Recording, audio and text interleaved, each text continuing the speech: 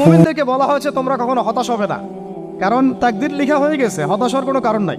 একটা প্রবণতা আমরা সমাজে দেখছি আত্মহত্যার।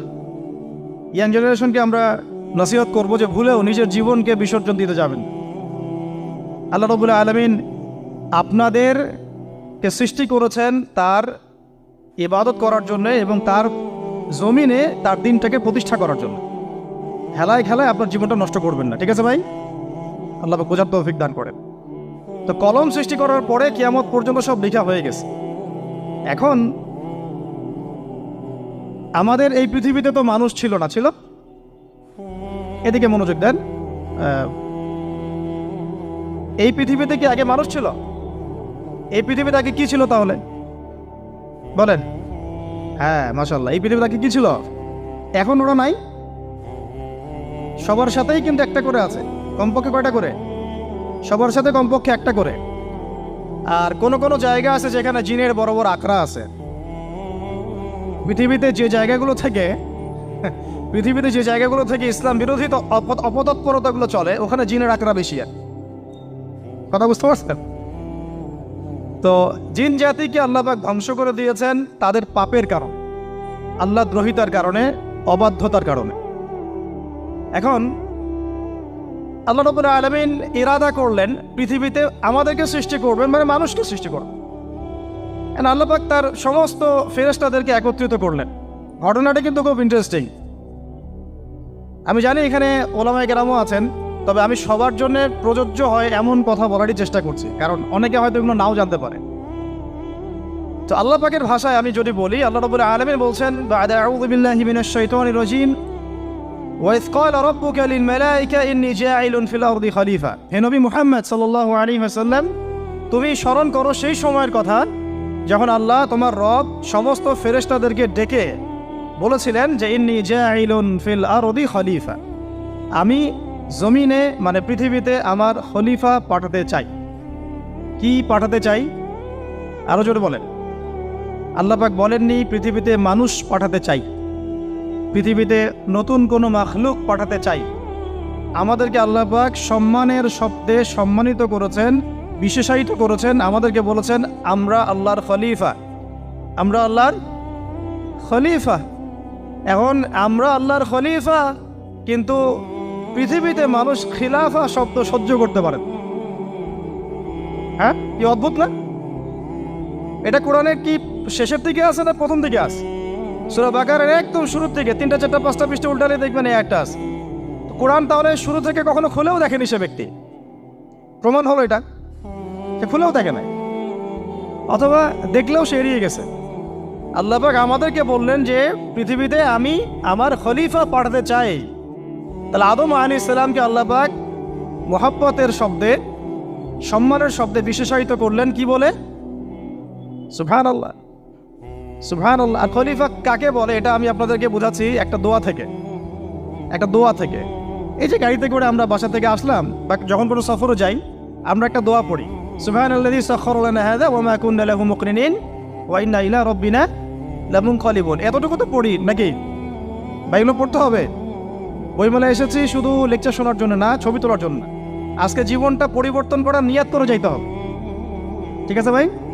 বই প্রকাশ করা, ছাপানো, বিক্রি করা, লেখা, এর চেয়ে বড় কথা আমার জীবনটা ইলমের আলোয় আলোকিত করা। আমি বই লিখলাম ধরেন একটা, আমার মধ্যে সেই আমল নাই, লাভ নাই। লাভ আছে? আমি বই ছাপাইছি 100, 200, 500, 1000, আমি নিজেই আমল করি না, হবে? আগে আমল জরুরি। ইলমের সাথে আমলটা খুব বেশি জরুরি। আলেম তাকেই বলা হয় যে ইলম অনুযায়ী আমল করে। তাহলে আল্লাহ পাক বলেন লিমা তাকুলুনা মা লা তাফআলুন, তোমরা এমন কথা কেন বলো যে আমল নিজেরাই করো না? কাবুরা মাকতান ইনদাল্লাহ আন তাকুলু মা লা তাফআলুন, আল্লাহর কাছে সবচেয়ে গর্হিত একটা অপরাধ তোমরা একটা কথা বলবা কিন্তু আমল করবা না। তো দোয়াটা মুখস্থ করবেন। এই দোয়ার নিচে একটা অংশ আছে, আল্লাহুম্মা আনতা সাহিবু বিস সাফারি। আমার কথাটা শুনেন, খলিফার অর্থটা বুঝেন। অনেকে তো অনেকভাবে ব্যাখ্যা করে আর কি। আল্লাহুম্মা আনতা সাহিবু ফিস সাফারি, আল্লাহ তুমি এই সফরে আমার সাথী। সফরে বের হওয়ার সময় দোয়া পড়ছি আমরা, আল্লাহুম্মা আনতা সাহিবু ফিস সাফারি, আল্লাহ তুমি এই সফরে আমার সাথী। ওয়াল খলিফাতু ফিল আহলি ওয়া মালি, আল্লাহ আমি তো বাসায় নাই, আমার বাসার আহাল মালের খলিফা হচ্ছে তুমি আল্লাহ। তাহলে খলিফা শব্দতে কি বুঝলেন? আল্লাহ আমার বাসার আহাল মালের খলিফা মানে কি? আমার স্থলাভিষিক্ত তুমি আল্লাহ, আমি ওখানে নাই বাসায়, আমি সফরে বের হয়ে গেছি, আমার স্ত্রী, আমার সন্তান, আমার মাল, আমার জান, এগুলোর দায়িত্ব তোমার, তুমি খলিফা। কত চমৎকার দোয়া। তাহলে পৃথিবীতে আমি আমার খলিফা পাঠাতে চাচ্ছি, তার অর্থ কি? আল্লাহ রাব্বুল আলামিন এই পৃথিবীতে আমাদেরকে তার প্রতিনিধি বানিয়েছেন। সুবহানাল্লাহ, সুবহানাল্লাহ। তাহলে আমরা নিজেদের আত্মপরিচয় ভুলে গেলাম যে আমরা আল্লাহর প্রতিনিধি পৃথিবীতে, তাই না? আমরা এখন আব্রাহাম লিঙ্কনের পূজা করতেছি। আব্রাহাম লিঙ্কনের পূজা তো বুঝেন না আপনারা, এটা হচ্ছে ওই যে সোকল ডেমোক্রেসির পূজার। আদতে প্রকৃত গণতন্ত্র বলে কিছু নাই এই বিশ্বের মধ্যে, যা আছে এগুলো তথাকথিত আর কি, স্লোগান জাস্ট, আর কিছু না। এটা যারা চর্চা করে তারাও জানে, আমাদের কাছে তারাই বলে। আদতে এই আপনার কমিউনিজমের কথা বলেন, এই লেনিন স্টেলিনারিজমের কথা বলেন, আপনি মুসলিনের কথা বলেন, চাইনিজ দর্শনের কথা বলেন, রাশিয়ান দর্শনের কথা বলেন, আর এই যে আরেকটা কি চলতেছে সেকুলারিজমের কথা বলেন, ন্যাশনালিজমের কথা বলেন, এগুলো একটা তাত্ত্বিক মতবাদ শুধুমাত্র। প্রকৃত মতবাদগুলো আপনি পাবেন বিশুদ্ধ যেগুলো কোরআন এবং হাদিসেই, এর বাইরে নাই। তা আমরা কিন্তু আল্লাহর খলিফা পরিচয় দিতে এখন দ্বিধাবোধ করতেছি।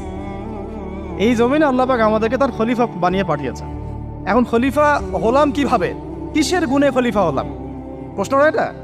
আমাদের কি 10টা হাত, 10টা পা, বেশি শক্তি ফেরেশতাদের চাইতে, যে আমরা খলিফা হলাম কিসের ভিত্তিতে? আর কিভাবে হলাম এটা শুনুন। আল্লাহ পাক বলছেন, ওয়াল্লামা আদামাল আসমাআ কুল্লাহা। আল্লাহ বলছেন আমি আদমকে এই মহাবিশ্বের যত নাম আছে, নাউন্স, ইসম, সব শিক্ষা দিয়েছি। সুবহানাল্লাহ। এই মহাবিশ্বের যত নাম, এখানে ইসম শব্দের অর্থ কিন্তু জ্ঞান। ইসম মানে কি? এখানে জ্ঞান। মহাবিশ্বের যে জ্ঞানগুলো আছে, এই জ্ঞানগুলো আল্লাহ পাক আমাদের আদি পিতাকে শিক্ষা দিয়েছেন। আমাদের আদি পিতাকে আল্লাহ নিজে শিক্ষা দিয়েছেন। সৃষ্টিগতভাবে আমরা জ্ঞানী ছিলাম না, আল্লাহ পাক আমাদেরকে জ্ঞান শিক্ষা দিয়েছেন। আমরা ফিলোসফির বইগুলো খুললে দেখবেন ওখানে বুদ্ধিবাদ নামে একটা মতবাদ আছে। মানে তারা বলে যে মানুষ সৃষ্টিগতভাবেই একজন বুদ্ধিদীপ্ত প্রাণী। এটা ভুল কনসেপ্ট। সৃষ্টিগতভাবে আমাদের মধ্যে জ্ঞান ছিল না, আল্লাহ পাক আমাদেরকে জ্ঞান শিক্ষা দিয়েছেন। কথা বুঝতে পারছেন? একটা মতবাদ তাদের আছে অভিজ্ঞতাবাদ, মানে মানুষ অভিজ্ঞতা থেকেই শিখে। আরেকটা আছে সমন্বয় মতবাদ, আপনারা তো এগুলো অনেকে পড়েছেন হয়তো। এর বাইরে যে একটা মতবাদ আছে যে আল্লাহর পক্ষ থেকে ওহী ভিত্তিক মানুষ জ্ঞান শিখে, এই মতবাদ কোনো দার্শনিকের বইয়ে স্থান পেল না। কি আফসোস, কি আফসোস। অথচ মুসলিম ঘরের দার্শনিক তারা। আমরাও পড়েছি ভাই, 4 বছর এই কারণে গেলেই। কি আফসোস, আল্লাহ পাকের ওহীর পক্ষ থেকে যে জ্ঞান আসতে পারে এইটা কনসেপ্টই নাই। অথচ এখানে কোরআনে আল্লাহ পাক বলছেন, ওয়াল্লামা আদামাল আসমাআ কুল্লাহা, আমি আল্লাহ আদমকে সমস্ত নাম শিক্ষা দিয়েছি। সুবহানাল্লাহ।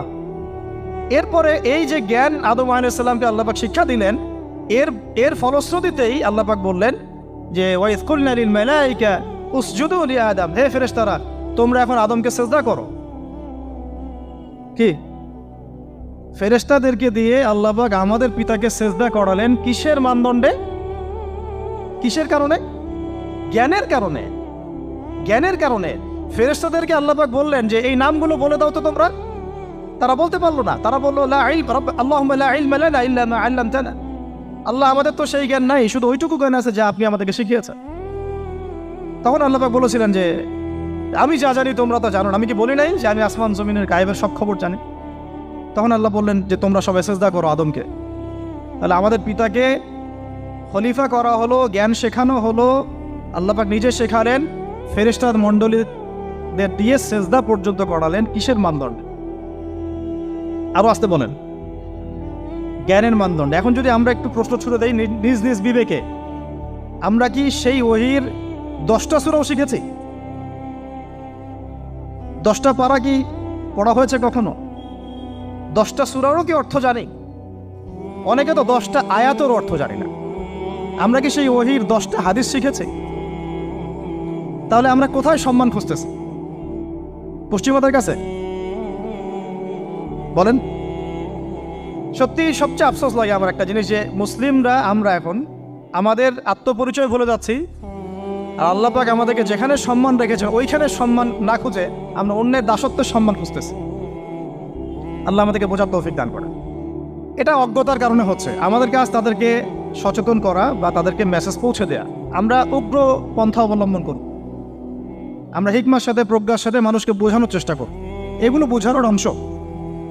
এখন আচ্ছা, আরেকটা কথা আপনাদেরকে বলি, একটা কথা আমি মাঝখানে মিস হয়ে গেছে। এই যে আল্লাহ পাক আমাদেরকে খলিফা করে পাঠিয়েছেন, খলিফার কাজ কি? প্রশ্ন না? আমাদের কাজ কি তাহলে? এই কাজটা আল্লাহ পাক আবার ব্যাখ্যা করেছেন সূরা সদের মধ্যে। কোন সূরায়? সূরা সদ। সদ নামে একটা সূরা আছে, সূরা ইয়াসিনের আগে পড়ে পাবেন। তো এখানে আল্লাহ পাক আরো একজন নবীকে তার খলিফা বলেছেন। সেই নবীর নাম দাউদ আলাইহিস সালাম। কি নাম? আর দাউদ আলাইহিস সালাম কিন্তু এই জেরুজালেম থেকে, যেখানে এখন ওই জায়নিস্টরা বোম্বিং করে আর কি, নিরীহ মুসলিমদেরকে হত্যা করে বিগত 70 বছর থেকে, ওই জেরুজালেম থেকে কিন্তু দাউদ আলাইহিস সালাম বিশ্ব শাসন করেছিলেন। তার পরবর্তীতে তার সন্তান সুলাইমান আলাইহিস সালামও কিন্তু ওখান থেকেই বিশ্ব শাসন করেছিলেন। আর এখনকার বনু ইসরাইল দাবিদার এই জায়নিস্টরা, তারাও কিন্তু ওই ফিকিরই করছে, ওখান থেকে তারা বিশ্ব শাসন করতে চায় এবং তারা মনে করে তাদের একজন মাসিহ আসবে, সেই মাসিহ আসলে তারা বিশ্ব শাসন করবে। আমরা সেই মাসিহের নাম জানি মাসিহুদ দাজ্জাল। কি নাম? এই দাজ্জালকে ওরা ওদের সত্য মাসিহ মনে করে, আমরা জানি হচ্ছে মিথ্যা ভণ্ড প্রতারক মাসিহ, অথচ ওরা মনে করে এটা হচ্ছে সত্য মাসিহ। এই জায়গায় তারা ধোঁকা খাচ্ছে। অথচ সত্য মাসিহ হচ্ছেন ঈসা আলাইহিস সালাম, যিনি আবার শেষ জামানায় আসবেন এবং তার হাতেই এই মাসিহুদ দাজ্জাল মারা যাবে এবং তারপরে পুরো বিশ্বে আবার ওই খিলাফা কায়েম হবে, ওই যে খলিফা, ওটা সারা বিশ্বে কায়েম হবে। এই টাউন হলও বাদ যাবে না ইনশাআল্লাহ। এটা মানুষ মানতে চাচ্ছে না, কিন্তু মানুষ না মানলে কি? আল্লাহ পাকের নকশায় সব আঁকা আছে কখন কি হবে। কে কে কল্পনা করেছিল যে আজকে আপনারা বসে এখানে দিনের আলোচনা করবেন? কল্পনা করা যায় তো? যে শব্দগুলো আপনারা বলছেন এগুলো বললেই তো নাই গায়েব, এখন বলছেন। কেউ কি কল্পনা করেছিল যে হঠাৎ করে এমন একটা সময় চলে আসতে পারে? কেউ কিন্তু কল্পনা করেনি, আল্লাহ পাকের নকশায় ছিল। এখানে আমাদের একটা আফসোসের কথা, এখানে মাস্টার মাইন্ড আল্লাহ রাব্বুল আলামিন। প্রকৃত মাস্টার মাইন্ড কে? আমরা ক্রেডিট নেওয়ার প্রতিযোগিতায় ব্যস্ত হয়ে আছি এখন, কার কত ক্রেডিট নেওয়া যায়। এখানে একক ক্রেডিট পাওয়ার যোগ্য কেউ না, সমস্ত ক্রেডিট কার? আল্লাহ রাব্বুল আলামিন। এটা আল্লাহর সাথে গাদ্দারি করতে যায় না, তাহলে ভুলে যান।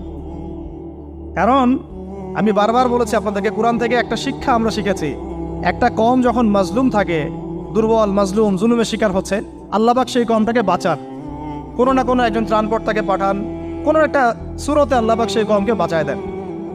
আবার যদি এই নিয়ামতটা পাওয়ার পরে ওই কম আবার এই জুলুম শুরু করে, আবার আল্লাহ দ্রোহিতা শুরু করে, আল্লাহ পাক তার চেয়ে বড় জালেম চাপাই দিন। কথা বুঝতে পারছেন? আল্লাহর সাথে গাদ্দারি করতে চাই না, আল্লাহ পাক আমাদেরকে বোঝার তৌফিক দান করেন। এখন খলিফার কাজটা কোথায় পাবেন? কোন সূরায় ভাই বলেন? সূরা সদে আল্লাহ পাক দাউদ আলাইহিস সালামকে খলিফা সম্বোধন করে বলছেন, ইয়া দাউদ।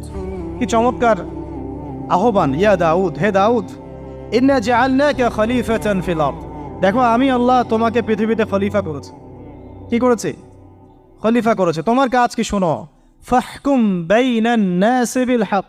বোঝার চেষ্টা করেন একজন খলিফার কাজ কি।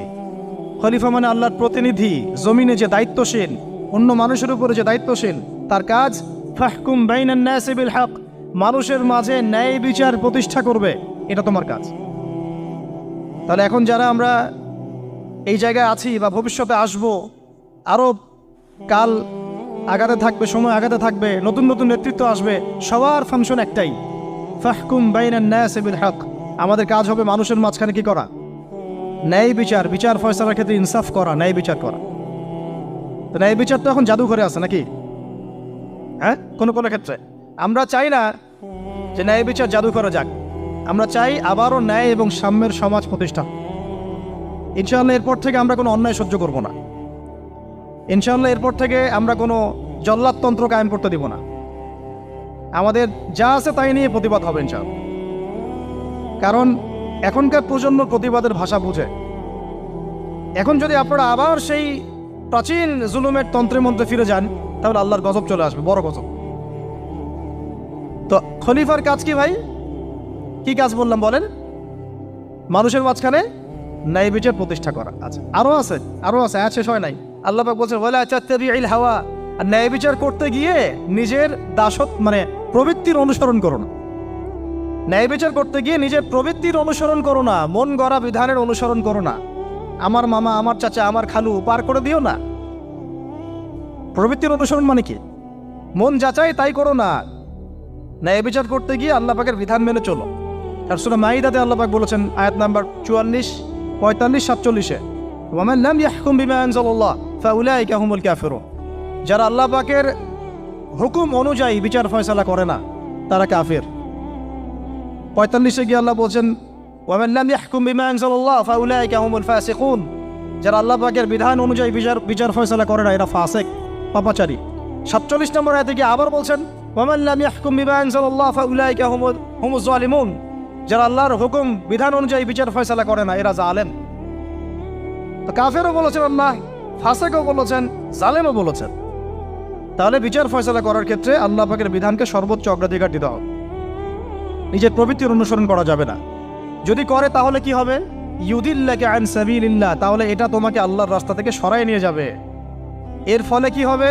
জেনে রাখো, ইন্নাল্লাযীনা ইউদিল্লুনা আন সাবিলিল্লাহ লাহুম আযাবুন শাদীদ বিমা নাসু ইয়াউমাল হিসাব। এটা পড়ে দেয়, নিশ্চয়ই যারা আল্লাহ পাকের সরল পথ থেকে বিচ্যুত হয়ে গেছে তাদের জন্যে কাল কিয়ামতের মাঠে আছে আযাবুন শাদীদ। আযাবুন শাদীদ মানে কঠিন কঠিন যন্ত্রণাদায়ক শাস্তি, এই কারণে যে তারা কিয়ামতের দিনটাকে ভুলে গিয়েছে।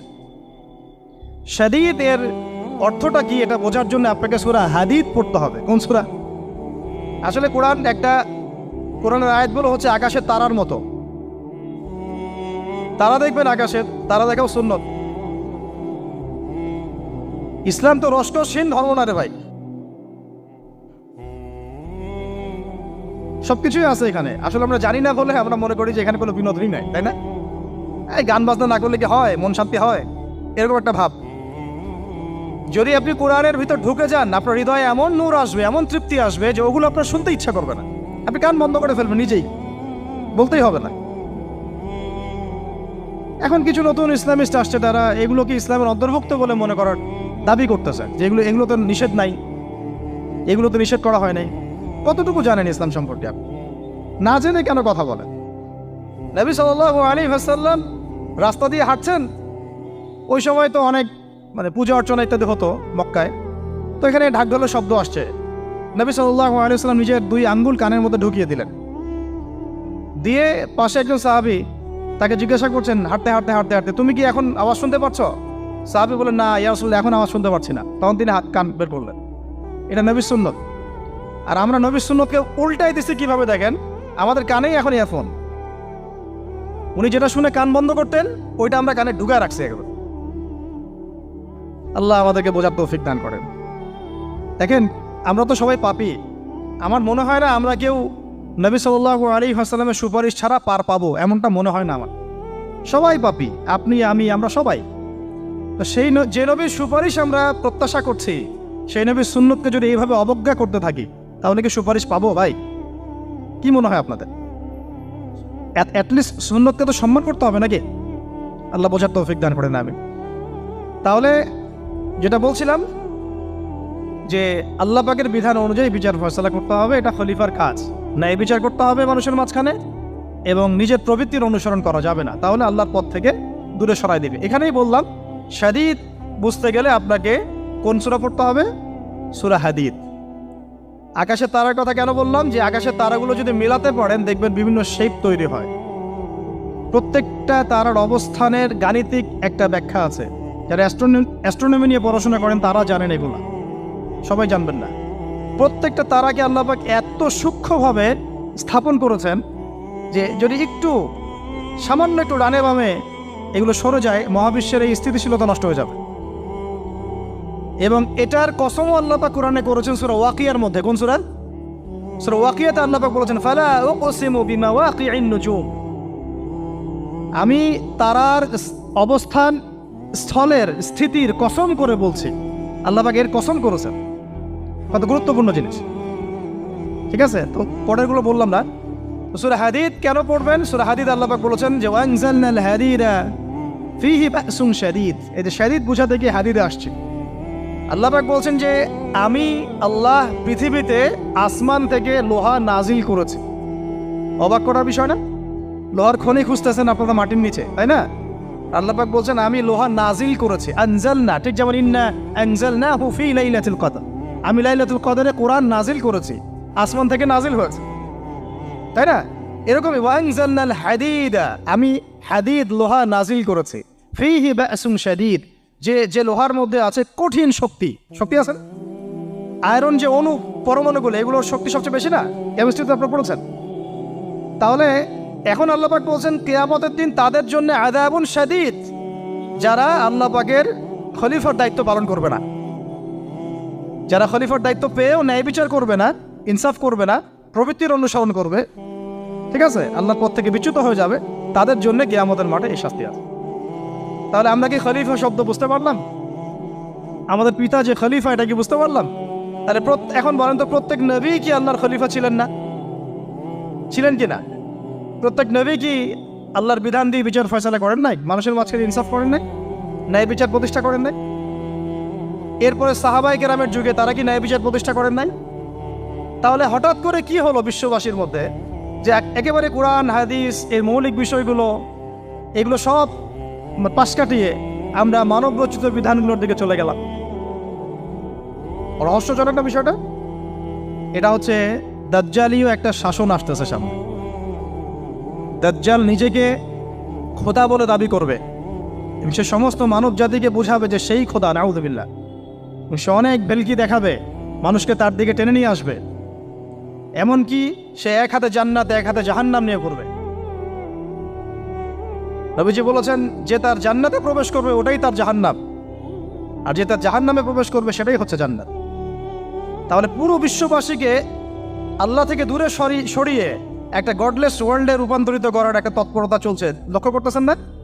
এটা মূলত আপকামিং যে দাজ্জালীয় সভ্যতার ভবিষ্যৎবাণী নবীজি করেছেন, এই দিকেই ওয়ার্ল্ড যাচ্ছে আস্তে আস্তে ওই দিকে যাচ্ছে।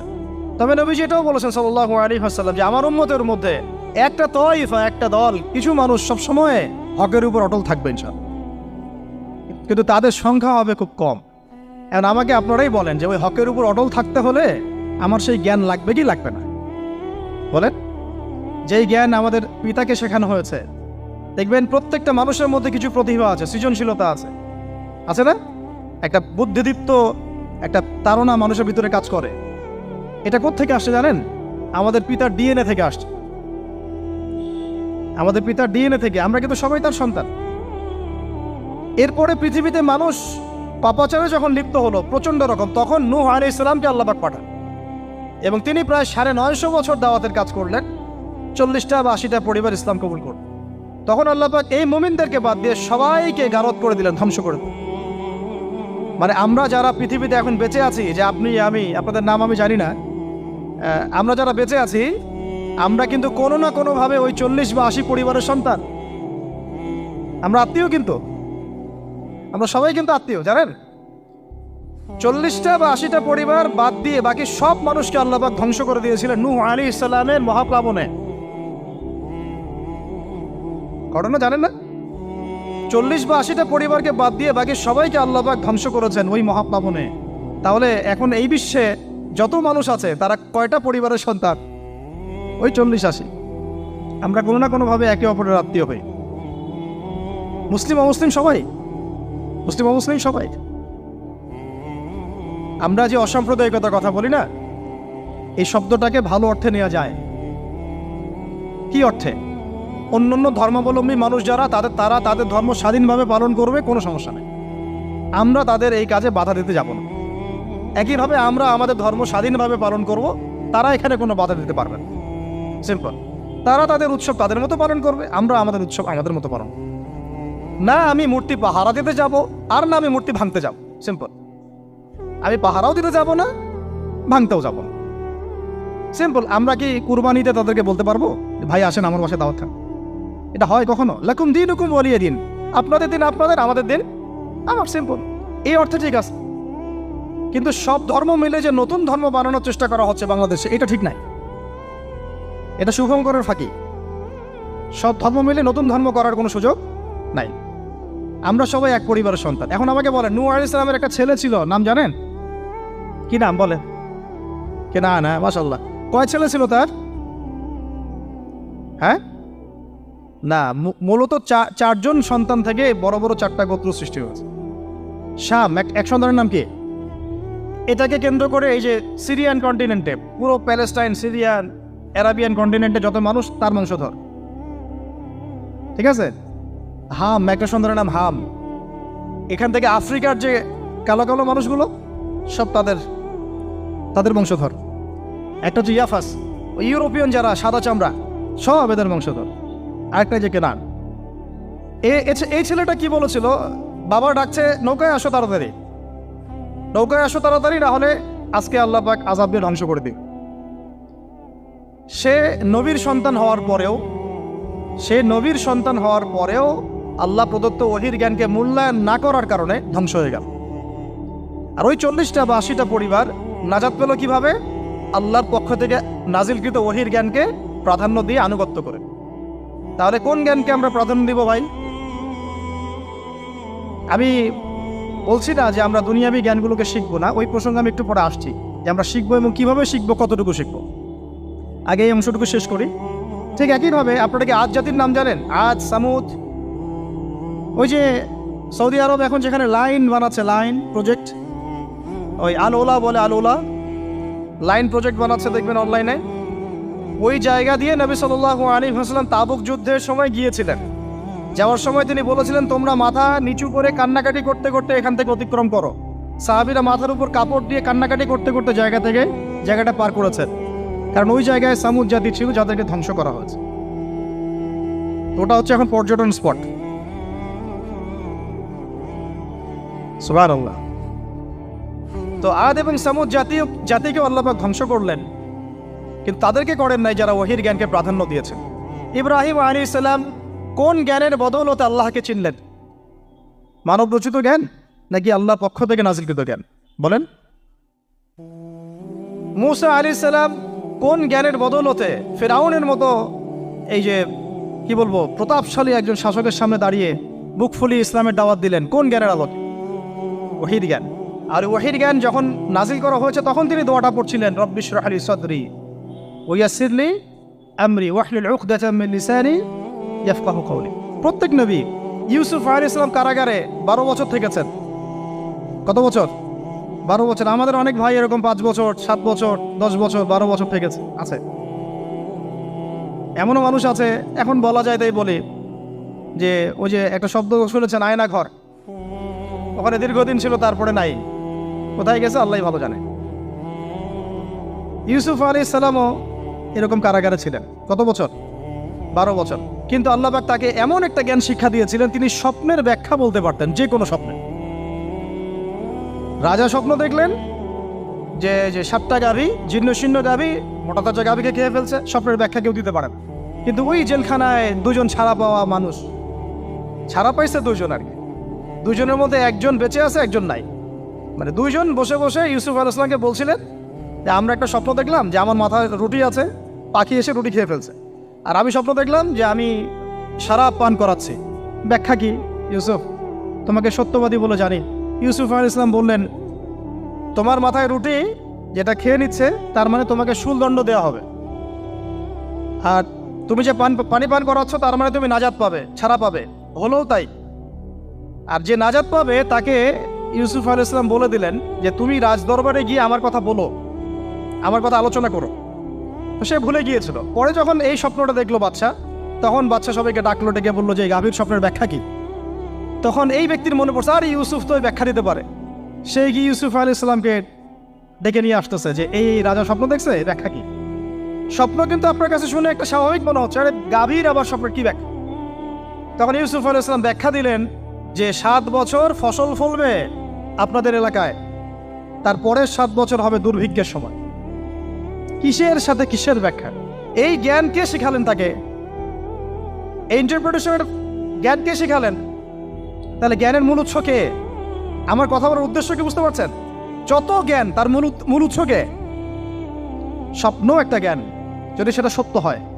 আর জেনে রাখবেন, কিয়ামতের আগে আগে মুমিনদের স্বপ্ন বেশি বেশি সত্য হবে। ঠিক আছে? মূসা আলাইহিস সালামকেও সেই আল্লাহই জ্ঞান শিক্ষা দিলেন। ঈসা আলাইহিস সালাম এই কুষ্ঠরোগীর গায়ে হাত বুলালে ভালো হয়ে যায়। হ্যাঁ, অন্ধ ব্যক্তির মানে চোখে হাত বোলালে ভালো হয়ে যায়। এমনকি মৃত ব্যক্তিকে তিনি বলছেন কুম বিইজনিল্লাহ, আল্লাহর হুকুমে দাঁড়িয়ে যাও, দাঁড়িয়ে গেল। এই জ্ঞান কে দিয়েছেন তাকে? দাউদ এবং সুলাইমান আলাইহিস সালাম এই যে পশু পাখির ভাষা বোঝেন, সুলাইমান আলাইহিস সালাম পিঁপড়ার ভাষাও বোঝেন। আপনাদের সায়েন্স কি পিঁপড়ার ভাষা বোঝে?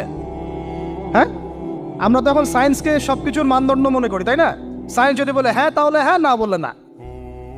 মানে এমন একটা ভাব, দেখেন সায়েন্সকে আমরা ইলাহ বানাইছি, ইলাহ, উপাস্য। সায়েন্স যদি বলে যে পৃথিবী থেকে অমুক অমুক কোটি কোটি আলোকবর্ষ দূরে একটা গ্রহের সন্ধান পাওয়া গেছে, নাম দিল ধরেন যে আলফা এক্স ওয়াই জেড কিছু একটা, ওখানে হুড়পড়ি আছে, হ্যাঁ ওখানে দুধের সাগর আছে, মধুর সাগর আছে, তো মানুষ তখন বিশ্বাস করা শুরু করবে হ্যাঁ হ্যাঁ তাই তো, তাই থাকতেই পারে। নাসা বলেছে না হয়ে পারে, নাসা মন্তব্য করেছে না হয়ে পারে। ওরকম যদি বলে অনেক দূরে একটা আগুনের একটা বিশাল ইয়া পাওয়া গেছে, গ্রহ পাওয়া গেছে, ওখানে আযাব দেওয়া হয়, শাস্তি দেওয়া হয়, ওখানে অন্য মাখলুক আছে, ওদের ভাষায় এলিয়েন আর কি, মানুষ বিশ্বাস করে। এটা আল্লাহ পাক কোরআনে বলছেন যে সুলাইমান আলাইহিস সালাম পিঁপড়ার ভাষাও বুঝতেন, ওই কথা বিশ্বাস করতে চাচ্ছে না। সুলাইমান আলাইহিস সালাম বাতাসে ফ্লাই করতে পারতেন, এটা বুঝতে পারতেছেন না, বিশ্বাস করে না। তাহলে ওই প্রযুক্তি না থাকলে এয়ারক্রাফট কিভাবে আবিষ্কার করলেন? যে প্রযুক্তিগুলো পৃথিবীতে চলে গেছে ইতিমধ্যে, ওগুলো ভবিষ্যতেও আসতে পারে। যেমন একটা প্রযুক্তির কথা বলি, সুলাইমান আলাইহিস সালাম বসে আছেন, একজনকে বললেন না সাবার রানী বিলকিসের সিংহাসন কে নিয়ে আসতে পারবে? একজন বললো যে আপনি উঠে দাঁড়াইতে যতক্ষণ সময় লাগে এর মধ্যে নিয়ে আসুন। উনি বললেন যে হবে না, এটাতে হবে না, তুমি স্লো, তুমি 3G 4G না, এত স্লো স্পিডে আমার হবে না। এই কথা বলেন নাই, মজা করলাম আর কি। আমাদের ইউটিউবাররা আবার এই অংশ কাট করে আবার প্রচার করে দিতে পারে। দেখেন কিসের সাথে কি ব্যাখ্যা করলো, কোরআনকে 3Gর সাথে তুলনা করলেন আবু তহাদ না, ব্যাস কাম সারা দেশে ওইটাই ইস্যু। তখন মহা মুসিবত, মানে বাঙালি জাতির মধ্যে দিন প্রচার করা। আমাদের সালাফদের ভাগ্য ভালো যে তারা আগেই, মানে এই প্রযুক্তি আসার আগেই দুনিয়া থেকে তারা চলে গেছে। মুশকিল না, যত ইস্যু এগুলোর কারণেই সৃষ্টি হয়। তো যাই হোক, প্রসঙ্গে আসি, কোথায় ছিলাম ভাই, যে কথা হারায় ফেললাম। হ্যাঁ, আরেকজন বললেন যে না, আপনি চোখের পলক ফেলতে যতক্ষণ লাগে এর মধ্যে দেখবেন সিংহাসন সামনে। সুবহানাল্লাহ, কি প্রযুক্তি বলেন! এই প্রযুক্তির সামনে কি বিশ্ববাসী যেতে পেরেছে? দেখেন সুলাইমান আলাইহিস সালামের বাতাসে ফ্লাই করাটা কিন্তু এখন পৃথিবীতে খুব কমন হয়ে গেছে। আমরা সবাই ফ্লাই করতেছি বাতাসে, তাই না? যদি আপকামিং কোনো সময় আপনি দেখেন যে এইরকম চোখের পলকেই একটা বস্তু আরেকটা জায়গা থেকে এক জায়গায় চলে আসতেছে, আমি অবাক হব না ইনশাআল্লাহ। কারণ কোরআনে অতীতে এই ঘটনার দলিল আছে। বুঝাতে পারতেছি না? এক কথায় সমস্ত জ্ঞানের মূল উৎসকে। এরপরে আসেন, অত আর লম্বা করছি না, আমাদের নবী মুহাম্মদ সাল্লাল্লাহু আলাইহি ওয়াসাল্লাম আসেন, আমরা তো তার উম্মত। 23 বছরে, একটু মনোযোগ দেন, এটা আলোচনার লাস্ট পার্ট, ঠিক আছে? 23 বছরে তিনি পুরো জাহেলিয়াতকে পরিবর্তন করে দিয়েছেন। কত বছরে? 23 বছর। আপনারা কি জানেন যে আইয়ামে জাহিলিয়াতে আসলে কি কি সমস্যা ছিল? কেন ওই যুগটাকে আমরা জাহিলিয়াত বলি? বেসিক্যালি 5-6টা সমস্যা ছিল। কয়টা? 5-6টা। 1 নম্বর শিরক। 1 নম্বর কি? আমার সাথে বলেন। শিরক আমাদের ওয়ার্ল্ডে নাই, এটা তো গ্লোবাল শিরক চলতেছে এখন। শুধু ধর্মীয় শিরক চলতেছে না, কিন্তু এখন শিরক হচ্ছে পলিটিক্সে, শিরক হচ্ছে ইকোনমিক্সে, শিরক এডুকেশনেও আছে, শিরক কালচারের মধ্যেও আছে। কথাগুলো বুঝতে হবে একটু গভীরভাবে। তখন সমস্যা ছিল রিবা, সুদ। এখন নাই। রিবা ছাড়া কোনো সিস্টেম আছে এখন ওয়ার্ল্ডে? আমি গতকালকে একটা হাদিস মোতালা করছিলাম সুদ সংক্রান্ত। নবীজি বলেছেন সাল্লাল্লাহু আলাইহি ওয়াসাল্লাম যে একটা যুগ আসবে সামনে, সুদবিহীন কোনো মানুষই চলতে পারবে না। যে চলতে চাইবে তার গায়েও সুদের ছিটা ফোটা গিয়ে লাগবে। আসে নাই সেই যুগ? সুবহানাল্লাহ, কিভাবে তিনি এত স্পেসিফিকলি কথাগুলো বলতে পারেন? নিশ্চয়ই তিনি এমন একজন সত্তার কাছ থেকে জ্ঞান পেয়েছেন যিনি সব জানেন, অতীত বর্তমান ভবিষ্যৎ, তাই না? এমনকি নবীজি বলেছেন ইমামুল মাহদির সময় যে 10 জন ঘোড়সাওয়ার বের হবে এবং তারা গিয়ে খোঁজ নিতে যাবে যে দাজ্জাল বের হয়েছে কিনা, নবীজি বলছেন আমি সেই 10 জনের নামও জানি, তাদের বাবার নামও জানি। সুবহানাল্লাহ, সুবহানাল্লাহ।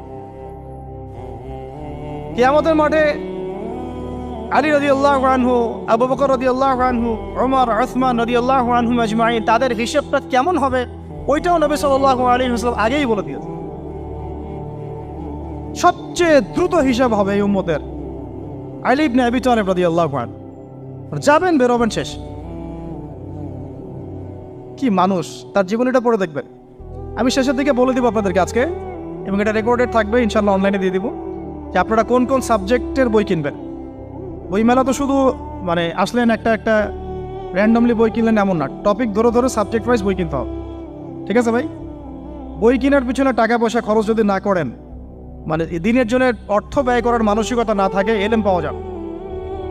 অনেক মুহাদ্দিস নিজের গায়ের জামা খুলে দিয়ে পর্যন্ত বই নিয়ে বাসায় গিয়েছে, জানেন?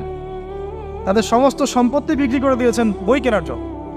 আজকে সকালে আমাদের এক ভাই মজাকারা করছিলেন যে আমারই এক ওস্তাদ, বাংলাদেশের অনেক বরেণ্য একজন আলেমে দিন, প্রবীণ আলেমে দিন, তার কথা আলোচনা হচ্ছিল যে তিনি কিতাব পড়তে পড়তে পড়তে হঠাৎ একটা কিতাব তিনি খুঁজে পাচ্ছেন না। তো ছাত্রদেরকে পাঠালেন যে খুঁজে নিয়ে আসো তো, কোথায় আছে, কেউ খুঁজে পায় না। তিনি নাকি ওযু করে এসে নামাজ, 2 রাকাত নামাজ পড়ে বাচ্চার মতো হাউমাউ করে কান্নাকাটি শুরু করলেন, আল্লাহ আমার সেই কিতাব কোথায় গেল, আমার কিতাবটা এনে দেয়। তলাবুল ইলম কাকে বলে দেখেন, ইলমের তালেব, ইলমের ছাত্র কাকে বলে? এই যে ইলমের ছাত্র, আমরা কি ছাত্র হইতে পারছি? একটা বইয়ের দাম যদি দেখি 100 টাকা, বাস আমাদের গায়ে লাগে। 100 টাকা দিয়ে তো আপনার গার্লফ্রেন্ডকে নিয়ে বসতে গায়ে লাগে না, বসলে তো 500 টাকা চলে যায়। আর এখনকার মেয়েরা তো খায়ও বেশি ডেটিংয়ের সময়, আনকি, তাই না? অনেকে দেখা যায় যে এটাকেই প্রফেশন বানায় ফেলছে না। জিনা থেকে বাঁচতে হবে, জিনা থেকে বাঁচতে না পারলে কলবে আল্লাহ নূর আসবে না। আল্লাহ পাক আমাদের কথাগুলো বোঝার তৌফিক দান করেন, আমিন। জিনা, আবার বলছি, জিনা থেকে বাঁচতে হবে, অন্যথায় কলবে নূর আসবে না। আল্লাহ পাক আমাদেরকে বোঝার তৌফিক দান করেন, আমিন। কোথায় ছিলাম ভাই? বলেন। 1 নাম্বার কি ছিল? শিরক। 2 নাম্বার রিবা, সুদ। ওইটা বলতে গিয়ে হাদিসটার কথা বলেছিলাম। এই সুদটা কি এখন বেশি না কম? এখন সুদ মানুষ খাচ্ছে, যুক্তিও দিচ্ছে যে এই যুগে এখন সুদ না খাইলে কি চলে। একদিন একটা মসজিদে বয়ান করছিলাম, তো মসজিদে বয়ানের মাঝখানে একজন দাঁড়ায় গেল, দাঁড়ায় আমাকে বলছে যে ওস্তাদ, হুজুর বুঝলাম আপনার সব কথা ঠিক আছে, এখন আমার 1 লাখ টাকা ধার লাগবে, আমি কোত্থেকে নিব? বলেন, আসলে উত্তর দিবেন কি? হ্যাঁ, সুদের ক্ষতিকর বিষয়গুলো যেমন বলতে হবে, সুদবিহীন ব্যাংকিং সিস্টেম এবং অর্থনৈতিক ব্যবস্থাও তো চালু করতে হবে। সেটা কি? সেটা হচ্ছে যাকাত। সেটা কি? যাকাত, সাদাকা এবং কর্জে হাসানা, এগুলো তো চালু করছি না আমরা শুধু কথা বলছি তাত্ত্বিক যে সুদ হারাম। আমিও তো অনেক জায়গায় বলছি, কারণ বলতে হচ্ছে, না আপনারা জানাতে তো হবে। সুদের পাপের সবচেয়ে নিম্ন শাখা হচ্ছে মায়ের সাথে জেনা করা, সর্বোচ্চ শাখা হচ্ছে আল্লাহ এবং তার রাসূলের সাথে যুদ্ধ করা। একটা হাদিস বুখারীতে এরকমও আসছে, বুখারীতে কি তিরমিজিতে, আমি রেফারেন্সটা বলে যাচ্ছি, তবে হাদিসটা সহিহ। নবী সাল্লাল্লাহু আলাইহি ওয়াসাল্লাম বলেছেন, যে ব্যক্তি 1 দিরহাম সুদ খায় সে যেন 36 বার জেনা করে। আর আপনারা তো জানেন, এটা আমার বলার দরকার নাই, 4 শ্রেণীর মানুষকে নবীজি অভিশাপ দিয়েছেন, যে নিজে খায়, তারপরে যে সুদ দেয়, যে লিখে রাখে, যে সাক্ষী থাকে। তা আমি বলতে যাচ্ছি, আইয়ামে জাহিলিয়াতে এই সুদটা ছিল, আমাদের এই বর্তমান ওয়ার্ল্ড অ্যাফেয়ার্সে নাই। বাংলাদেশ একটা কান্ট্রি হিসেবে চিন্তা করবেন না, আপনি গ্লোবালি চিন্তা করবেন, কারণ এখন একটা দেশ স্বতন্ত্রভাবে চলতে পারে না। ওয়ার্ল্ড ব্যাংকের সাথে আপনাকে ডিল করতে হবে, IMF এর সাথে। আমি যদি প্রেসিডেন্ট হই, তাও আমাকে করতে হবে, আপনি হলে আপনাকে করতে হবে। তো কথা বলে তো শুধু কথা বলে লাভ নাই, আপনার বিকল্পটা কি? আসলে বিকল্প ব্যবস্থাটা কি? এটা তো মূল কথা।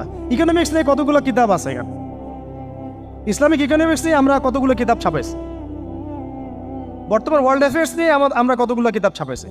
নবী সাল্লাল্লাহু আলাইহি ওয়াসাল্লাম বলেছেন, শেষ জামানার সবচাইতে আমার উম্মতের উপর ভয়াবহ ফিতনা হচ্ছে মাসিহুদ দাজ্জাল। কি নাম বলেন? এখন আপনি আমাকে মাদ্রাসার পুরো সিলেবাসে এই কন্টেন্টে আমাকে দাজ্জাল নিয়ে একটা ফ্যাকাল্টি দেখান, আছে? কয়টা কিতাব আছে? সবচেয়ে ভয়াবহ ফিতনা নবীর মুখে, নিজের মুখে বল, সবচেয়ে ভয়াবহ, এর চেয়ে ভয়াবহ কোনো ফিতনা আসে নাই, আসবেও না। তো এখন আপনি আমাকে বলেন যে এই ফিতনা সংক্রান্ত কতগুলো কিতাব আপনার কাছে আছে বাসায়, বলেন। তাহলে গ্যাপস আছে না আমাদের মধ্যে? গ্যাপ ফিল আপ করতে হবে। কথাগুলো বলার উদ্দেশ্য হচ্ছে গ্যাপটা ফিল আপ করা। তো এই রিবার সমস্যাটা এখনও আছে। আল্লাহ পাক আমাদেরকে রিবা মুক্ত জিন্দেগি দান করে না। এবং আমি রিকোয়েস্ট করব বিনয়ের সাথে যে আমাদের ঊর্ধ্বতন কর্তৃপক্ষ যারা আছেন, শুধু একটা কাজ করেন না, একটা কাজ একটা বছর করেই দেখেন না কি হয়। প্রত্যেকটা মুসলিম, অমুসলিমদের কথা বলছেন, যেহেতু এটা খিলাফা স্টেট না, সেহেতু অমুসলিমরা এখানে জিজিয়া দিবে না। খিলাফা স্টেটে অমুসলিমরা জিজিয়া দেয়, এটা তো খিলাফা স্টেট না, এটা তো ডেমোক্রেটিক স্টেট এবং সেকুলার স্টেট। শুধু মুসলিমদের কাছ থেকে যাদের নিসাব পরিমাণ সম্পদ হয়েছে জাকাত দেওয়ার, সবার কাছ থেকে রাষ্ট্রীয়ভাবে বাধ্যতামূলক জাকাত নেন, দেখেন না অর্থনীতি সচল হয় না হয় না। একটা বছর নিয়ে দেখেন না কি হয়। কেউ এই উদ্যোগ গ্রহণ করতে পারতেছে না। কেন হচ্ছে না আমরা বুঝতে পারতেছি না। কর্জে হাসানার এনজিও চালু করা যায়। আমরা অনেক সংগঠন করছি, সোশ্যাল, অরাজনৈতিক ইত্যাদি রাজনৈতিক। আমরা ইকোনমিক এনজিও খুব একটা করতে পারছি, কিন্তু এই জায়গাগুলো দখল করে ফেলছে। দেখেন কারা কারা, নাম বলতে যাচ্ছি না। এবং যারা যারা দখল করছে তারা কিন্তু এখন রাষ্ট্রের অনেক বড় বড় জায়গা হস্তক্ষেপ করতেছে। ইভেন ট্রান্সজেন্ডারের মতো ইস্যু কিন্তু তারা ঢুকাই দিচ্ছে। ঢুকায় না? উত্তরবঙ্গ জুড়ে, পুরো উত্তরবঙ্গ ঘুরে আসেন, দেখেন কাদের তৎপরতা বেশি। নীলফামারীতে সফর করে দেখলাম যে ওখানে একটা গ্রামের মধ্যে 24টা এনজিও কাজ করতেছে, শুধুই সব। তারপরে মানুষ তামাক চাষ করে খাচ্ছে। একটা দল দাবি করতেছে নবী সাল্লাল্লাহু আলাইহি ওয়াসাল্লাম ছাড়াও আরও নাকি নবী আসতে পারে, নাউযুবিল্লাহ। এবং ওই যে মির্জা গোলাম আহমেদও তাদের অন্তর্ভুক্ত। মানুষ ওই দলের নাম লেখাচ্ছে চাকরির জন্য, ব্যবসা করতেছে তারা দেশের মধ্যে। আরে ভাই, শুধুমাত্র তাত্ত্বিক কথাবার্তা না, আসলে আমাদের সংগ্রামটা কিন্তু বহুমুখী। শুধু ইলম অর্জন তো একটা বেসিক জিনিস, এই বেসিকটাই এখনো হচ্ছে না আমাদের। ইলম অর্জনটা বেসিক জিনিস, এটাই হচ্ছে না। এরপরে আপনার অর্থনীতি সমৃদ্ধ করা, সংস্কার করা, সমাজ সংস্কার করা, রাজনৈতিক অঙ্গনগুলোর মধ্যে যে অরাজকতা, এগুলোকে সংস্কার করা, কত কাজ আমাদের। কিন্তু আমরা কিন্তু একটা জায়গাতেও স্থির নাই। ইভেন একটা মাসালাতেও আমরা এক জায়গায় আসতে পারতেছি না, ঐক্যবদ্ধ হতে পারতেছি না। আমরা খুবই ব্যাকডেটেড চিন্তা করতেছি এই জায়গাতে। অথচ আমাদের উচিত ছিল এই প্রবলেমগুলোকে আরও 30-40 বছর আগেই সলভ করা। তাহলে এখন হয়তো আপনি ভালো কিছু পেতেন। আমাকে একটা প্রতিষ্ঠান দেখান যেখানে নুরানি থেকে নিয়ে, মানে নুরানি থেকে দাওরা বা ক্লাস নার্সারি থেকে মাস্টার্স, এরকম সিলসিলায় ইসলামিক শিক্ষা এবং জেনারেল শিক্ষাকে একত্রিত করে একটা সিলেবাস মেনটেন করে পড়ানো হচ্ছে। আমাকে কয়েকটা প্রতিষ্ঠানের নাম বলেন, আমি ওখানে আমার মেয়েকে ভর্তি করাবো। আমাকে দেন, রেডিমেড দেন, আমার ছেলেকে ভর্তি করাবো। আমরা ফিকির করতেছি না। এটা হওয়া উচিত ছিল বিগত 30 বছর আগেই। আমি আপনাদেরকে বলি যে প্রকাশনা সংস্থার ভাইরা আছেন অনেকে এখানে। ধরেন আমাদের রংপুরের কোনো ভাই আপনাদেরকে পুরো 1 বিঘা জমি দিল, বা ধরেন 5 বিঘা জমি দিয়ে দিল, ঠিক আছে? আর আমরা সবাই মিলে দেশবাসীর কাছ থেকে টাকা কালেক্ট করে একটা কনস্ট্রাকশন দাঁড় করে প্রতিষ্ঠান দাঁড় করালাম, একেবারে অনার্স, মানে নুরানি থেকে নিয়ে, মানে প্লে গ্রুপ থেকে নিয়ে মাস্টার্স, এরকম ফ্যাকাল্টি আর করলাম। এখন ভাই আপনারা যারা বই প্রকাশ করতেছেন, আমাকে কি আপনারা বই দিতে পারবেন? প্রত্যেকটা ক্লাসে আমি কোন কোন বই পড়াবো পারবেন? আমাকে কি সিলেবাস দিতে পারবেন? কথা বলেন। প্লে গ্রুপে কোন কোন বই পড়াবো আমাকে দেন। নার্সারিতে দেন, STD 1-এ দেন, 2-তে দেন, 3-তে দেন, 5-এ দেন। এভাবে আপনি আমাকে ক্লাস 10 পর্যন্ত দেন। তারপরে কি আপনি আমাকে অনার্স, মাস্টার্স, এই ফ্যাকাল্টিগুলো আলাদা আলাদা, এগুলো কি ইউনিভার্সিটি আদলে আপনি কি আমাকে সাজা দিতে পারবেন? আমরা জায়গা দিব, টাকা দিব, প্রতিষ্ঠান করে দিব। প্রকাশনা সংস্থা থেকে কি আমরা এতটুকু পেতে পারি? তাহলে কাজের ক্ষেত্র আসলে কোনগুলা? আজকে আদনান ভাইয়ের একটা বই নিয়ে পড়তেছেন, কালকে অমুক ওস্তাদের একটা বই নিয়ে পড়তেছেন, আজকে এইটা, কালকে সেইটা। কনস্ট্রাকটিভ পড়াশোনাটা কোথায়? ধরেন এই যে আমাদের এক ভাই, পরিচিত ভাই, ওই ভাই যদি বলে যে আমি ভাই একসময় দিনের পথে ছিলাম না, এখন ইসলামের পথে আসছি, তো আমি এখন আলেম হইতে চাই। কি হইতে চাই? আলেম হইতে চাই, কিন্তু আমার মাদ্রাসায় পড়ার কোনো সুব্যবস্থা নাই। আচ্ছা, এখন কি তাকে আমরা 5 বছর বা 10 বছরের মধ্যে আলেমের সমপর্যায়ে নিয়ে যেতে কি পারবো? সেই সিলেবাস কি আমার কাছে আছে? বলেন। অথচ বিশ্বাস করেন, আরবি ভাষা না জানলে কেউ কোরআন জানতে পারবেই না। আমি এখন এটা শক্ত করে বলি যে কোরআন শেখা যেমন ফরজ, আরবি ভাষাটা শিক্ষা করাও ওয়াজিব। এখন আমাদের 80% জেনারেল শিক্ষিত ছেলেপেলে কিভাবে আরবি শিখবে? কিভাবে তারা আকীদা শিখবে? কিভাবে তারা কোরআনের তাজবিদ শিখবে, তাদাব্বুর শিখবে, তাফসির শিখবে, হাদিসের এরাব দেওয়া শিখবে, এবারত পড়া শিখবে, কিভাবে তারা নাহু সরফের জ্ঞান অর্জন করবে, কিভাবে তারা উসুলের জ্ঞান অর্জন করবে, কিভাবেই বা তারা বড় বড় ধরেন ফেকা শাস্ত্রের জ্ঞান, তারপরে এদিকে উসুলে হাদিসের জ্ঞান, তাফসিরের জ্ঞান, আরও বড় বড় ফ্যাকাল্টিগুলো, কিভাবে তারা বড় পর্যায়ের আলেম হবে আমাকে বলেন। প্রোডাক্ট দেন, প্রোডাক্ট, এবং এমন এমন আলেমের প্রোডাক্ট যে আলেমরা সারা ওয়ার্ল্ডকে ডিল করতে পারে, মানে ইন্টারন্যাশনাল স্কলার। এখান থেকে যাবে ইউকেতে গিয়ে দাওয়াতি কাজ করে আসবে, অস্ট্রেলিয়ায় গিয়ে দাওয়াতি কাজ করে আসবে, মালয়েশিয়ায় গিয়ে দাওয়াতি কাজ করে আসবে, আন্তর্জাতিক মানের আলেম আমরা কি জেনারেল শিক্ষিত ব্যাকগ্রাউন্ড থেকে তৈরি করতে পারবো? পারছি কি?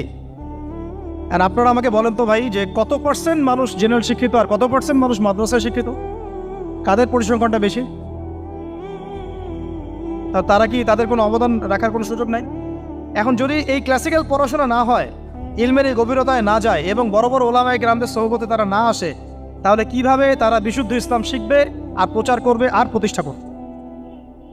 তো প্রশ্ন কিছু করে গেলাম। আজকে প্রশ্নগুলো রেখে যাচ্ছে এই কারণে যে এগুলো নিয়ে আপনারা ভাববেন যে আপনারা আমাকে একটা ইসলামিক ইউনিভার্সিটি করার মতো বইপত্র আমাকে বানায় দেন না। দায়িত্ব নেন কেউ, আপনারা সবাই মিলে দায়িত্ব নেন। আমি এখানে একটা স্কুল আছে আমাদের ছোট্ট, তহাজিন নুরাইন ইসলামী স্কুল। এই স্কুল আমরা করেছি প্লে, নার্সারি, কেজি 1, 2, 3, 4, 5 এতটুকু, ট্রাইলিঙ্গুয়াল, মানে বাংলা মিডিয়াম, আর Bangla medium English version, medium না ইংলিশ ভার্সন, আর অ্যারাবিক।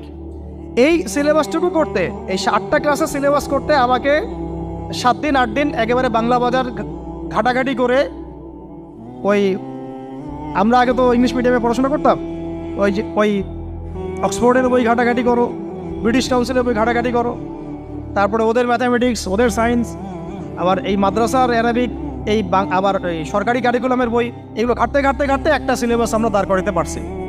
মাত্র 5টা ক্লাস পড়তে পারবে। এরপরে এটা করতে গিয়ে যে দেখলাম যে আসলে এগুলোর যে এত ঘাটতি আছে বাজারে, রেডিমেড কোনো প্রোডাক্ট এগুলোর নাই। ঘুরে ফিরে কি সেই আমরা একই জিনিসই চর্চা করতে থাকবো, নাকি আমরা একটু বহির্বিশ্বে যেভাবে দিন প্রচার হচ্ছে এই মান দিতে পারি? এটা আমাদের উচিত না করার কাজটা? হ্যাঁ, এটা তো আমাদের হাতে রাষ্ট্রীয় ক্ষমতা নাই, থাকলে না হয় উপরের লেভেল থেকে এগুলো করা যায় খুব সহজ। বরং উপরের লেভেলে যারা আছেন তারা তো আরও ট্রান্সজেন্ডার ঢুকাচ্ছেন, আপনারা তো এলজিবিটি ঢুকাচ্ছেন। তাহলে এই কাজগুলো কাদের করতে হবে? তাহলে বেসরকারিভাবে করতে হবে। এখন আমরা যারা বইকে ভালোবাসি, জ্ঞানকে ভালোবাসি, আল্লাহকে ভালোবাসি, রাসূলকে ভালোবাসি, চাই যে আমরা যা করছি আমাদের পরের প্রজন্মটা মানুষের মতো মানুষ হোক। কাজ কি কম না বেশি আমাদের বলেন? সেই ক্ষেত্রে কাজগুলো কিন্তু ওইভাবে হচ্ছে না ভাই। একটা বিষয়ের বই সবাই ছাপাচ্ছি, কেন? কি দরকার আছে? একটা বিষয়ের বই আমি সবাই ছাপাচ্ছি। একটা জিনিস, একটা হিস্ট্রি, একটা কিতাব, অনেকগুলো প্রকাশনী আপনারা করতেছেন। একই বই ফাইজুল কালাম সবাই করতে আছে। একটা বই তাসাউফ আত্মশুদ্ধি, অনেক প্রকাশনী করতেছে, কপি করতেছে। ভাই আমাদের কি কাজ? কি দুনিয়ার স্বার্থ উদ্ধার করা, না আমার দিনের কোনো খেদমত? আমার কথায় মাইন্ড করবেন না, আমি মাইন্ড করার মতো কথা বলছি না। আমি বলছি আপনাদেরকে আরও যেন কনস্ট্রাকটিভ হয় কাজগুলো। মানে আপনাদের সাথে আমি বসবো ইনশাল্লাহ আবার আলাদা করে, যে একটা আমাকে পুরো শিক্ষা ফর্মুলা আমাকে দিবেন, মানে প্রত্যেকটা ক্লাসের বই রেডি করে দিবেন, যাতে আমরা প্রতিষ্ঠান বানালেই একদম পুরা কমসে কম ক্লাস 1 থেকে 10 ঢেলে দিতে পারি, আমার পরিশ্রম করতে না হয়। ওখানে বাংলা মিডিয়ামের বই থাকবে, ইংলিশ মিডিয়ামেরও থাকবে, এবং অ্যারাবিক তো থাকবেই। একটা গঠনমূলক সিলেবাস, যেটা পড়লে আমার ছেলে মাশাআল্লাহ হাফেজও হবে, এদিকে মাশাআল্লাহ সে ইংরেজিতেও দক্ষ হবে, সায়েন্সেও দক্ষ হবে। এক পর্যায়ে যখন সে এসএসসি পাস করবে, সে দেখবেন যে যার রাস্তা বেছে নিচ্ছে। বেস আমি তাকে করে দিছি 10 পর্যন্ত। এখন সে ডক্টর হোক আর ইঞ্জিনিয়ার হোক, আর না হয় যদি আল্লাহর খলিফাই হয়, কোনো সমস্যা নেই। সমস্যা আছে? এটা দরকার ছিল ভাই, আরও 30 বছর আগেই দরকার ছিল। আমরা যেটা পাই নাই, এটা আমাদের আফসোস। আর এই জেনারেল ব্যাকগ্রাউন্ড থেকে এইরকম জায়গায় উঠে এসে এই যে এগুলো কথাগুলো বলা বা এই কাজগুলো করা, এগুলো সবাইকে হয়তো আল্লাহ পাক এভাবে কবুল নাও করতে পারে। এর পিছনে অনেক গল্প থাকে, অনেক হিস্ট্রি, অনেক ত্যাগ, অনেক আত্মত্যাগ, এগুলো সবাই হতে পারবে না। কিছু মানুষ বের হয়ে আসছে, ডক্টর জাকির নাইক তো সবাই হতে পারে নাই, পারছে? তো এই জিনিসগুলো আমাদের বুঝতে হবে যে আমভাবে সবাই সব কিছু করতে পারবে না। আমাদের একটা একাডেমিক ফর্মুলা দরকার, যেখানে আমরা পড়বো, আমরা আলেম হয়ে বের হবো। ইনশাআল্লাহ পারা যাবে তো ইনশাআল্লাহ? আচ্ছা, অনেক গভীরে চলে গেছি, আপনাদেরকে মানে অনেক বেশি বিরক্ত করে ফেলতেছি আর কি। কথাগুলো বলার খুব মন চাচ্ছিল, তো বলে ফেললাম। আর আমরা চাচ্ছি কথাগুলো সবার কাছে পৌঁছাক, যাতে করে অন্তত বিভাগীয় শহরগুলা, অন্তত ঢাকা, রংপুর, রাজশাহী, মানে বড় বড় শহর আমাদের চট্টগ্রাম, কক্সবাজার ইত্যাদি ইত্যাদি বড় বড় শহরগুলোতে যদি একটা করে এরকম একটা করে প্রতিষ্ঠান থাকে, যেখানে আপনি পুরো জেনারেল শিক্ষা এবং ইসলামী শিক্ষা দুটোকে সমন্বয় করে এবং এই মানে দ্বিমুখী শিক্ষার মেরুকরণটাকে দূর করে একটা কনস্ট্রাকটিভ সিলেবাস দিতে পারেন, দেখবেন আজকে না হোক, আজকে থেকে 10 থেকে 15 বছর পরে আমাদের ছেলে মেয়েদের একটা প্রজন্ম আসবে, দেখবেন ইনশাআল্লাহ ওরা আমাদের চেয়ে অনেক ডিনামাইট হবে। এই যে আজকে অনেকগুলো আয়াত বললাম, অনেকে হয়তো জানেন না বা পড়েন নাই, ওরা ক বলতেই বুঝে ফেলবে কোন সূরায় আছে। হবে না? সম্ভব। আর যদি না করতে পারি তাহলে ঘুরে ফিরে ওই একই অবস্থা। ওইটা দিয়ে হবে না ভাই। এই মানে ইসলাম বিষয়টা কি, এটা এমন না যে কিছু অংশ নিলাম কিছু অংশ নিব না, এটা এমন না। নিলে ভাই নেওয়ার মতো নেওয়া লাগে। উদখুলু ফিস-সিলমি কাফা, একেবারে পরিপূর্ণরূপে দিনে প্রবেশ করে সিরিয়াসলি নেন। চান্স তো একটাই। আল্লাহ পাক আমাদের কথাগুলো বোঝার তৌফিক দান করুন। আর আমাদের সন্তানদের সাথে তো আমরা এটা হতে দিতে পারি না। আমরা না হয় অনেক সময় নষ্ট করে ফেলছি। আমরা এই টাউন হলে বসে চা খাইছি, আড্ডা মারছি একসঙ্গে, স্কুলে পড়ার সময়, কলেজে পড়ার সময়। এবং এখানে কি হয় না হয় আমি খুব ভালো করে জানি। এবং আমারও সময় এমন কিছু হতো না যেটা এখন হোমোসেক্সুয়ালিটি, এখন এখানে হোমোসেক্সুয়ালিটি হয়। তাহলে বলেন এগুলো আমাদের জিম্মেদারি না? আচ্ছা, রংপুরে, অন্তত রংপুরের শহরে এইরকম উদ্যোগ নিতে পারবেন কারা কারা? হাত তুলেন দেয়। আমি যে কথাগুলো বললাম, কার কার সাহস আছে? এগুলো তাত্ত্বিক কথা বলে চলে গেলে কাজ হবে না। বইমেলা একবার হয়েছে, এরপরের বইমেলা না হয় আপনাদের প্রতিষ্ঠানের ক্যাম্পাসে করবেন, সমস্যা কি? রংপুরে অন্তত পক্ষে এরকম একটা ক্যাম্পাস গড়ে তোলেন। যার যা আছে তাই নিয়ে নামেন। কারো অর্থ থাকলে, কারো জমি থাকলে, কারো বুদ্ধি থাকলে, কারো প্রকাশনা সংস্থা থাকলে, কারো টিচার প্যানেল থাকলে আসেন, রংপুরে একটা কিছু করে দেখাই। আর সবাই যদি তাকায় থাকি একজনের দিকে, যে আদনান ভাই করবে, অমুক ভাই করবে, তমুক ভাই করবে, তারা তো হলো না। কারণ আমরা তো কারো উপর নবী হয়ে আসি নাই। সবাই মিলে হাত লাগালে তখন কাজ করা যাবে ইনশাআল্লাহ। এখন এই প্রতিষ্ঠানগুলোর দরকার আছে না নাই? এর গুরুত্বটা বোঝার যোগ্যতা আল্লাহ পাক আপনাদেরকে দান করেন, দোয়া করি আমি। তো ভাই আর লম্বা করতেছি না, আমি শেষের অংশটুকু বলে শেষ করে দিচ্ছি যে এই সুদ আর শিরক যেমন ওই সময় ছিল এখনও আছে। আর ওই আইয়ামে জাহিলিয়াতের সেই সুদ আপনি দেখলেন, এখন শিরক দেখলেন, মাদক আছে না নাই? আইয়ামে জাহিলিয়াতের মাদক, আইয়ামে জাহিলিয়াতের এই নারী জাতির অবমাননা আছে না সমাজে? নাই? আর ব্যাখ্যা করতে যাচ্ছি না, আপনারা জানেন সব। আর আইয়ামে জাহিলিয়াতে ছিল একটা গোত্রীয় হানাহানি, দ্বন্দ্ব, মারামারি, এখন সমাজে নাই? এটাই তো চলতেছে এখন সমাজে। তো এখন এই জাহেলিয়াতের সমাজটাকে মাত্র 23 বছরের মধ্যে আমাদের নবীজি চেঞ্জ করে দিয়েছে। কত বছর? এখন আপনারা আমাকে বলেন তো যে তিনি কি কোনো জাদু করছেন? তিনি কি কোনো জাদু দেখাইছেন সমাজে এসে?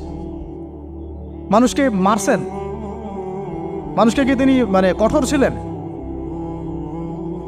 তিনি, তার কাছে আল্লাহর ফেরেশতা আসতো, তিনি কি সেই শক্তি কাজে লাগায় একদম সমাজের মানুষকে জোর করে ইসলাম কবুল করাইছেন? তিনি কি করছেন 23 বছরে? এটা বলে শেষ করে দিব। তবে তার আগে শুধু এতটুকু বলবো, 23 বছর পরের মক্কাটাকে একটু দেখেন। 23 বছরের পরের মক্কাটাকে একটু দেখেন। ওই মক্কাতে কি কোনো শিরক আছে? হ্যাঁ, 23 বছর পরের মক্কা, ওখানে কি কোনো শিরক আছে? ওখানে কি কোনো সুদ আছে? কোনো মাদক আছে? বলেন। কোনো নারীর অবমাননা আছে? কোনো গোত্রীয় হানাহানি আছে? তার 23 বছরের মধ্যে পুরো সমাজটাই চেঞ্জ করলেন কিভাবে? জাদু তো করেন নাই, মানুষকে তো অত্যাচার করেন নাই, কটু কথাও বলেন নাই, এমনকি তিনি কারো গায়ে হাতও তোলেন নাই, তাই না? একটা কাজই তিনি করেছেন, সেটা হলো এই যে কোরআন এবং সুন্নাহর যে জ্ঞান, এই ওহীর জ্ঞানটাকে তিনি সবার মাঝখানে ছড়াই দিয়েছেন। এই তো কাজ। তারপরে সেই জ্ঞান যখন মানুষ শিখেছে, তার উপরে আমল করেছে, এবং সেই জ্ঞান এর উৎস আল্লাহ রাব্বুল আলামিন তার কাছে আত্মসমর্পণ করেছে, নবীর কাছ থেকে আত্মশুদ্ধি অর্জন করেছে, এবং হালাল খেয়েছে, পরিবার গঠন করেছে, প্রজন্মকে তৈরি করেছে, সৎ কাজে আদেশ করেছেন, অসৎ কাজে নিষেধ করেছেন, প্রয়োজনে কখনো হিজরত করেছেন, কখনো মার খেয়েছেন, কখনো সবর করেছেন, কখনো বা জিহাদও করেছেন। এভাবে আস্তে আস্তে পুরো আরবের মধ্যে দিনটা প্রতিষ্ঠা হয়ে গেল। তাহলে মূল উৎসটা কি ছিল? জ্ঞান। মূল উৎসটা কি ছিল বলেন? জ্ঞান। আর এই জ্ঞানটার চর্চায় আমাদের সবাইকে করতে হবে। আল্লাহ পাক আমাদেরকে তৌফিক দান করে দেন। এর চর্চা করতে গেলে আমাদের সমাজে এখন দুইটা রাস্তা, এর বাইরে আপনি কোনো রাস্তা দেখবেন না, হয় মাদ্রাসা ব্যাকগ্রাউন্ড অথবা জেনারেল ব্যাকগ্রাউন্ড। এই তো সমন্বিত কোনো প্রচেষ্টা খুব বেশি দেখা যাচ্ছে। আজকে আমার কথা বলার মধ্যে একটা অন্যতম একটা গুরুত্বপূর্ণ পার্ট হচ্ছে সমন্বিত প্রচেষ্টা এখন থেকে নেওয়া উচিত। এতে আপনারা এগ্রি করেন না করেন না? যদি এগ্রি করেন তাহলে প্রত্যেকটা জায়গায় এরকম কিছু কিছু প্রতিষ্ঠান গড়ে তোলার চেষ্টা করেন। ইনশাআল্লাহ আজকে না হোক, আজকে থেকে 10-15 বছর পরে ফলাফল পাওয়া যাবে। ঠিক আছে ভাই? আল্লাহ পাক আমাদেরকে বোঝার তৌফিক দান করেন। শেষ করার আগে খালি কয়েকটা সাবজেক্ট বলবো। এখন যারা জেনারেল স্টুডেন্ট, আপনাদের তো মাদ্রাসায় যাওয়ার কোনো সুযোগ নাই, বা গেলেও আপনারা একাডেমিক্যালি পড়তে পারেন না। তাই আমি কয়েকটা সাবজেক্ট বলে দিচ্ছি, এই সাবজেক্টগুলো ধরে ধরে বই কিনবেন এই বইমেলা থেকে। ঠিক আছে? অন্তত প্রত্যেকটা সাবজেক্টের একটা করে বই কিনবেন। রাজি আছেন? রাজি নাই? অন্তত প্রত্যেকটা সাবজেক্টের একটা করে বই কিনবেন। সাবজেক্ট 1 নম্বর হচ্ছে আল কোরআন। 1 নম্বর কি? আপনাকে কোরআন তেলাওয়াত করা শিখতে হবে। কোরআন তেলাওয়াত শেখার কি বই আছে খুঁজে বের করেন। আর এটা একা শিখতে পারবেন না, এটা নিয়ে গিয়ে কোনো ওস্তাদের কাছে বসে পড়তে হবে। এটা খুব খেয়াল রাখবেন আপনারা, একা একা বই পড়ে কখনো আলেম হয়ে যাওয়া যাবে না, বরং তখন বিভ্রান্ত হওয়ার সুযোগ বেশি থাকে। বই থাকবে, এটা আপনার গাইডেন্স, কিন্তু আপনার একজন মুরব্বী আলেম লাগবে। যে কোনো কাজ মুরব্বীদের সাথে মশওয়ারা না করে করলেই সমস্যা। কারণ আমরা তো দিন সম্পর্কে তেমন কিছু জানিই না রে ভাই। সমুদ্রে ডুব দিলে বুঝবেন যে গভীরতা কত বেশি। এখন আমরা ডুবই দেই নাই, এই জন্য মনে হয় যে আমি সবই জানি। ঠিক আছে? ডুব না দিলে আমার কাছে মনে হয় যে আমি তো সবই জানি। ডুব দিলে বুঝবেন যে আপনি কিছুই জানেন না, আমি কিছুই জানি না। 1 নম্বর সাবজেক্ট ভাই কোরআনের তেলাওয়াত শিখতে হবে। রাজি আছেন তো ইনশাল্লাহ? তাহলে এই বইগুলো কিনেন। 2 নম্বর হচ্ছে এই কোরআনের মানে ব্যাকরণ শেখার বইগুলো কিনবেন। কোরআনের ব্যাকরণ শেখার আরবি ভাষা সাহিত্যের বই কিছু কিনবেন। এই বইগুলো আপনাকে ওস্তাদদের কাছে গিয়ে পড়তে হবে। ঠিক আছে? এরপরে কিনবেন কোরআনের কিছু তাফসির, সহজ। মনে করেন একটা তাফসির নেন সহজ। কেউ মারিফুল কোরআন কিনেছেন, হয়তো কেউ সহজে অনুবাদ হয়েছে জালালাইন একটা কিনেছেন, কেউ হয়তো তাওজিউল কোরআন কিনেছেন। একটা তাফসির বাসায় রাখেন অন্তত। ঠিক আছে? এটা হলো 3টা। 4 নম্বর হচ্ছে হাদিসের অন্তত একটা বই কিনেন আজকে।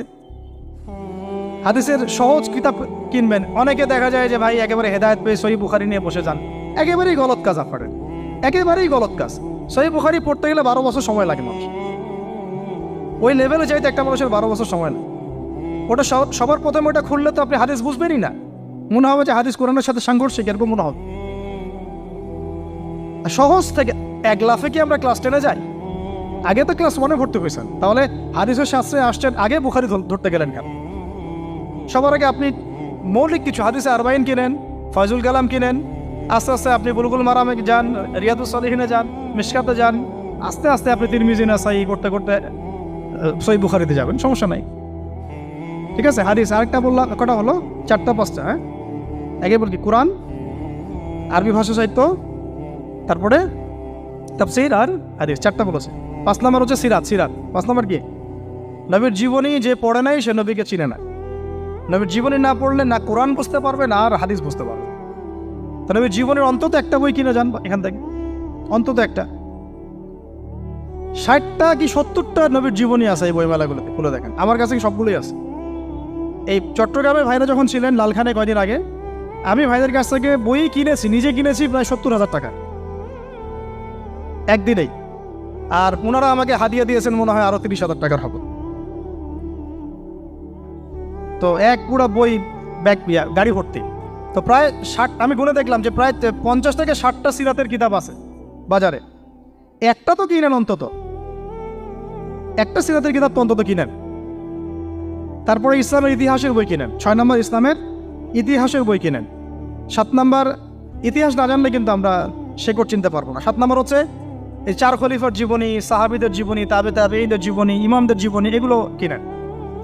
8 নম্বর হচ্ছে ইসলামী অর্থনীতির কিছু বই কিনেন, ইসলামী অর্থনীতির। 9 নম্বর হচ্ছে এই ইসলামিক জিওপলিটিক্সের কিছু বই কিনেন। এই বইগুলো কিছুটা কম, আমি এটা ভাইদেরকে বলবো যে এগুলো ছাপানোর চেষ্টা করেন বেশি বেশি। আর 10 নম্বর হচ্ছে ইসলামী ফিকহের যে মাসলা মাসাইলগুলো জানার জন্য কিছু বই আছে, এইগুলো। এই 10টা সাবজেক্টের বই একটা একটা করে কিনে বাসায় চলে।